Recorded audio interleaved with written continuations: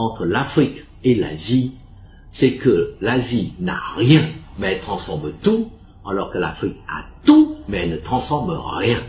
Eh bien, ce constat reste toujours d'actualité, malheureusement. La Malaisie a la même superficie, la même population, le même climat et les mêmes ressources qu'à la Côte d'Ivoire, c'est-à-dire le cacao, l'EVA et le pétrole. Et son premier ministre, le docteur Mahathir, surnommé Docteur M ou Docteur Miracle, a fait de la transformation son credo, sa priorité. Ainsi, la Malaisie transforme automatiquement toutes ses matières premières. Par exemple, elle transforme son EVA en pneus de voiture, en préservatifs, en gants en caoutchouc.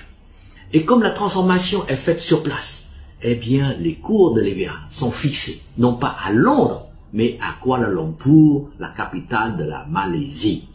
Et la démonstration est ainsi faite. Quand vous avez des usines de transformation sur place, c'est vous qui fixez les cours de vos produits, c'est clair. Et sur cette lancée, la Malaisie a bâti, avec son pétrole, une société pétrolière dénommée Petronas, qui est considérée comme l'un des nouveaux géants de l'or noir. Et vous voyez par vous-même les images de la Malaisie, c'est un paradis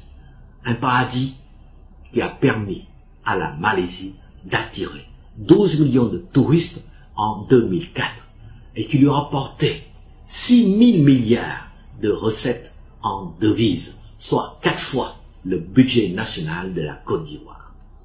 Et j'ajoute que la Malaisie a intégré la mondialisation dans sa vision économique en donnant la priorité à la création de grandes structures sur lesquelles peuvent se greffer leurs PME pour leur permettre ensemble de conquérir tous les marchés mondiaux.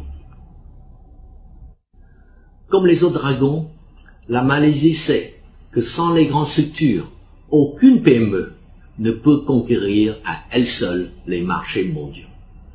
Et cette politique économique est un tel succès que les Malaisiens ont pleuré lorsque le docteur Mahathir a décidé de lui-même de démissionner en 2004.